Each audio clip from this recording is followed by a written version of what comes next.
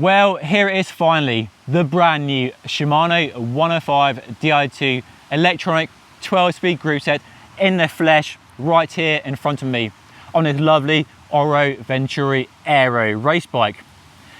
This is a group set that has been eagerly anticipated for many years, but when it finally launched just a few weeks ago, the reaction, it's fair to say, was fairly mixed. Overpriced, too heavy, no mechanical option, no rim brakes, the list goes on. But today, we'll put that to one side and focus purely on how it rides. Does it finally bring Dura-Ace Di2 and Ultegra Di2 performance to a new lower price point? And yes, bike prices have gone up in the last few years thanks to the pandemic and supply issues. This bike here retails for just over £3,000. But how does it ride? What details do you need to know about the group set? We'll find out over the next few minutes. But first, this video is sponsored by PedalSure. PedalSure protects you and bikes like this against theft, injury, accident and much more, and is trusted by over 25,000 riders and rated excellent on Trustpilot. And you get a quote instantly on their website using the link down below. Okay, let's dive in. Before I hit the road, a few details about the bike I'm riding on, and a big shout out to Oro Bikes for supplying this lovely Venturi Aero bike for me to use a new group set on. While the group set was launched a few weeks ago, supply has been very slow, but Oro Bikes somehow managed to get their hands on the new group set and supply the bike for testing today. So Oro Bikes is a brand many of you might be familiar with, launched back in 2015, and the Venturi has been their flagship aero race bike. So it's a pure aero bike with big down tube, the seat tube hugging the rear wheel, big deep seat post as well, nice fat fork blades, and a big chunky press fit bottom bracket area, and a full internal cable routing at the front thanks to the FSA ACR system, and loads of adjustment. You can slam this if you want as well. All cables in the handlebar and stem, so very clean, very fast looking bike. And this bike with the group set and these Fulcrum wheels and Conti tires retails for £3,150, which I think is pretty damn impressive, especially when you consider a Canyon Aeroed CFSL with a Shimano 105 mechanical hydraulic disc brake group set currently retails for £100 more. And this bike and these wheels with a SRAM rival ETAP axis group set, which until the launch of 105 Di2 has been the most affordable electronic group set, is nearly £500 more. And if you're wondering how much this bike weighs, size large, no pedals, it's 9 kilograms on the nose. So not a super lightweight. Some lighter wheels would definitely help, but for an aero bike, it's not too bad. And a bike, remember, that costs just over £3,000 with a third tier electronic group set that we know isn't super light. Anyway, enough talking, let's go for a spin and see how the new group set performs. I am so very lucky to get my hands on a group set so soon after the launch. So big thanks to Oro Bikes for arranging a bike for me to review and to share with you all today. So first impressions then, and very much a first impression. Stay tuned for more in-depth review in the future. Comparisons between this new group set and Ultegra and Dura-Ace above it will focus on the similarities. And from where I'm sitting right now, the biggest similarity is in the new hoods, which I think is a fantastic thing. I love the shape of these new generation hoods. Nice shape, profile, smooth texture, extra height as well.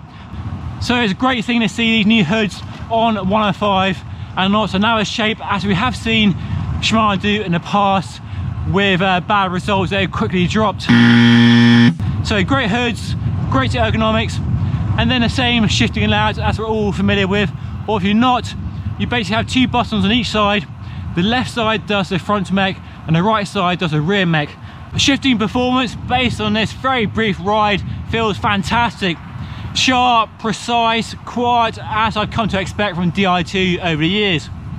The biggest difference I've noticed in the shifting performance of this group set compared to Ultegra and Dura-Ace is the front shifting performance. Simply put, it doesn't feel as quick, as fast as those newer group sets. And that's no surprise. We have what appears to be the previous gen Ultegra Di2 front mech. I mean, don't get me wrong, it's still fast shifting and reliable shifting at any power, but it definitely feels and sounds a bit slower than the new stuff. So that's quite a difference, quite a noticeable difference. How much difference that makes to you in the real world, well, I don't know, to be honest. Longer term testing will tell, but that's definitely an area where this new 105 Di2 isn't quite giving you the cutting edge tech that you get on the two top tier group sets, which is to be expected really. You wouldn't get the flagship technology on their third tier group set, but you do get lots and lots of it. Because this bike has been freshly built for me, the brakes haven't been bedded in yet, which I'll do later when I get home. So I'll reserve judgment on braking performance until further notice. We don't have servo wave, which you get in Ultegra and Dura-Race, so I'll be interested to see what difference that makes. But we do have a new calipers with extra pad clearance, which should help, and the new bleed ports as well. So more on the braking performance in a future video. What I can tell so far is that the group set is super quiet. I mean, previous generations of Di2 weren't noisy, but this is so silent. There's no noise at all in any gear, any power. It's just absolutely silent. You can also adjust how the gears work from the Bluetooth app as well, synchronized and semi-synchro and all that jazz. What this new 105 Di2 isn't, it's lightweight. But right now, right here on this aero road bike on my local rolling roads, the 9 kilo weight really isn't a problem. I can't feel the weight holding me back at all. We do have that big range cassette 1134 on this bike with the option of an 1136 down the line, definitely helping you out on the hills. But right here, the weight isn't really a factor. But if you're riding the mountains or you are a weight weenie, then yeah, the weight will be an issue for you. But then Ultegra, Dura-Race, that's what those group sets are for. So very brief first impressions. Stay tuned for a more in-depth review in a few weeks time. But there are a few other differences with this new group set we need to talk about in a bit more detail. So new group set rides, feels and looks like Dura-Race Di2 and Ultegra Di2 above it, which is really no surprise. There is a lot of shared technology here, a lot of trickle down tech from our two top tier group sets. So we have the same 12-speed setup. It's now semi-wireless as well, which means the shifters are wireless from the front and rear mechs, and those together are wired to the internal frame battery here in the seat tube. We now have a charge port on the back of the rear mech like Dura-Race and Ultegra, and even visually they look very similar. The hoods have the same ergonomics, which feel fantastic in my hands, nice and smooth, a bit taller than before and now angled over. The cranks are very visually the same and also the same high-tech design as well. And they say they've improved the issues they had with cranks splitting in the past. So hopefully that's in the rear view mirror now and no issue going forward. There are a few other differences to set this apart, which you expect given the low price point. You don't want to put all your best technology in your third tier group set. You need some reason to buy Ultegra and Dura-Race. The first one is a weight. We get fancier materials in Dura-Race and Ultegra, so carbon fiber, titanium. These are just alloy levers rather than carbon. So that's where the weight difference is.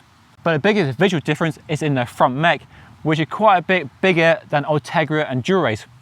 It does look very similar to the old Ultegra Di2, and it wouldn't surprise me if it's actually the same. Whereas the new Ultegra and Dura-Race have no mechanical adjustment for the high and low limit, it's all electronic. This has a mechanical high adjustment and electronic low. So in that way, very similar, identical almost to the old previous generation Ultegra Di2 group set.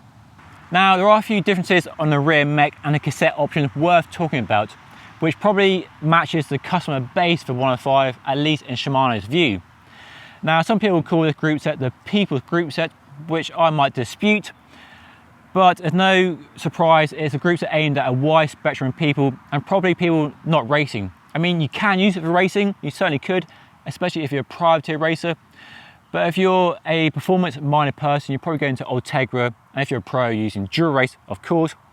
So 105 has a wide sort of base to cover, and that's reflected in the gearing choices. Basically, we have easier gears on this than Dura-Race and Ultegra. Now, at launch, you only have the option of a compact chain set, so 50-34, but I believe there will be a 52-36 down the line. And at the back, we have an 11-34 cassette, and down the line there will be an 11-36 option as well, which is truly massive for Shimano, who have been conservative in the gear options compared to SRAM, who are a lot more progressive on that front. And the new rear mech has a long cage designed around those two cassettes from a 34 up to a 36, and officially you can't use it with a 1130 or 1128, which does limit the options for this for that person who wants a high speed setup with the smoother gaps you get on 1130 or 1128. But I'm sure for most people buying a 105, 1134 will be just fine. Use that for climbing, sporties, chain gangs and everything. But if you're hoping to use this for privateer racing, that might limit your options a bit. I mentioned previously how similar the new hoods are to Dura-Ace and Ultegra, and from the outside they are the same material and the same shape, which is all good. But inside there are a few small differences. For a start, you don't have that button on the top for shifting, which you might miss or you might not. And you now can't use satellite shifters, so extra shifters on the drops or the tops, which again you might miss, you might not. But you do get extra batteries inside. So these are now powered by a coin cell battery, one of those small round batteries to power this, which lasts a year and a half in Dura-Ace and Ultegra. But they put a second battery in each hood to boost that battery life to 3 years. So giving that 105 customer who wants low maintenance one less thing to worry about.